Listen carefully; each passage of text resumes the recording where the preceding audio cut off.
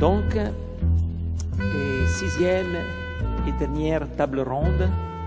Ce matin, je pense que Baldine de Saint-Giron avait bien remarqué que universel signifie tourner tout entier vers un. Donc, c'est pas du tout, on n'est pas dans les un, on est dans un mouvement. Et dans un mouvement qui a été rendu possible par une fracture. Et ces mouvements, si on regarde un peu qu'est-ce que ça signifie vertere en latin, on comprend la nature de ces mouvements. Vertere, c'est tourner. Donc, c'est pas seulement, donc c'est faire un détour, je dirais. C'est retourner, changer, convertir, je dirais faire une conversion. Donc, on est dans un lieu et il faut se transférer dans un autre lieu et transformer. Et les mots universum en latin traduit les mots grecs katolou, et qui signifie aussi en direction, pas du un, mais en direction de tout.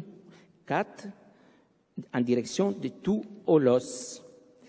C'est très intéressant parce que si on va encore un peu en reculant dans le temps, dans une langue qui est en résonance avec les Grecs, l'hébreu ou le sémitique, voilà. Si on lit cet holos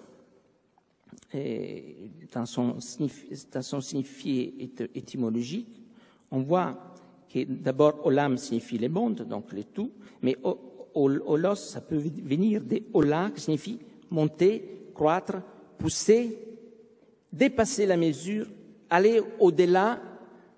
Mais c'est la définition de la physis, entre autres. Hein? L'universel a affaire avec la physis, donc. Hein? Et ça paraît, une fois dit, ça paraît assez logique d'ailleurs. Hein? Et donc, ça signifie encore élévation vers l'universel, monter vers l'universel. Ce qui m'intéresse ici de dire, c'est que l'universel, c'est un mouvement, d'abord. C'est un mouvement vers quelque chose qui converge. Et j'essaye de synthétiser parce que je ne veux pas. Là, l'universel qui s'oppose vraiment au mot diversité, et c'est lié à la diversité d'une façon intime qu'on ne peut même pas imaginer, parce que diversité, c'est 10, 2, double, reproduction, et versus, verter encore une fois. Quand l'universel va vers les 1, la diversité va vers les 2 ou vers les multiples. Mais ce sont des mouvements, c'est les mêmes mouvements. C'est un mouvement d'aller-retour. 1, 2, on revient aux 2 de la conférence qui nous a précédé, au rythme, à la scansion, à la facture, à la rupture. Donc, universel et diversité, est-ce que ça a à faire avec le psychanalyse? D'abord, je pense oui. Assoun a parlé du symptôme comme moment de contradiction entre le singulier et l'universel. Moi, je préfère placer la contradiction plus haut entre la totalité, donc les cœurs, les surmois, et les particuliers, l'acteur, l'acteur, je dirais pour l'instant. Et cette contradiction-là est ainsi conçue. La totalité, le cœur n'est pas encore, je dirais, séparé du un. Et donc, au moins, il est séparé, mais il ne le sait pas. Hein. Donc, il se pose comme totalité. Et donc, il se retrouve en face à lui les particuliers qui, en réalité, est devenu acteur, donc singularité. Et il y a une contradiction, donc, entre les niveaux totalité et particularité et qualitative, universelle et singularité. Dans cette contradiction, je dirais, entre qui est antérieure au logos. Dans le logos, il y a les deux. Nous, on vit doublement. On est des scientifiques et en même temps des artistes. Voilà. Et on vit cette coupure à l'intérieur de nous. Nous, quand cette coupure ne peut pas être assumée ou travaillée, hein, il y a Et peut-être on ne peut pas l'assumer tout le temps, et on ne peut pas l'assumer toujours, ou on ne peut pas l'assumer du tout, je ne sais pas. Mais il y a les symptômes, et d'ailleurs, un des symptômes, c'est la lettre qui se greffe sur les corps, d'ailleurs. Donc, c'est le langage qui se greffe sur les corps, donc, qui demande d'être travaillé. Donc, ce qui est intéressant, c'est que l'acteur, quand il sort du cœur, et il fait une diversion.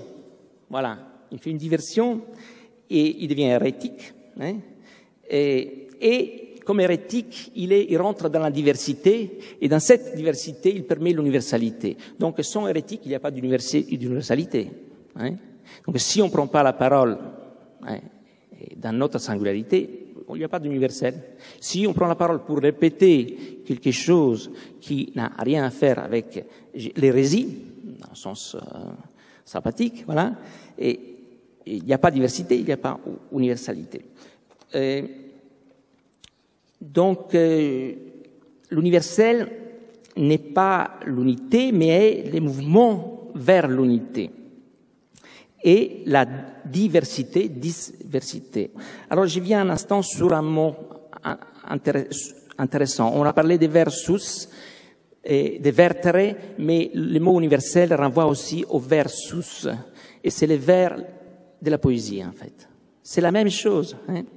Parce que les vers de la poésie, c'est un mouvement et donc une pulsation, je dirais, d'abord qui part vers l'absolu, qui a besoin d'une scansion pour vertere, pour se reconvertir, pour se disloquer, pour se transformer et créer donc les 1 du premier vers et les 2 du deuxième vers et créer donc un rythme qui est poésie. Voilà.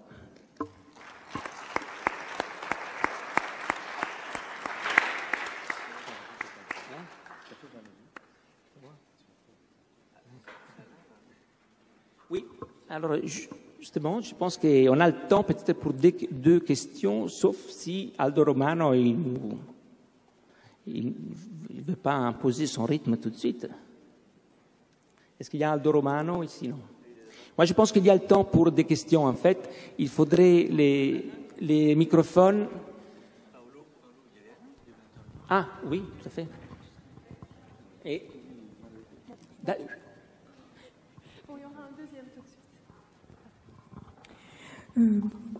Bonjour, j'ai pas tellement envie de poser des questions.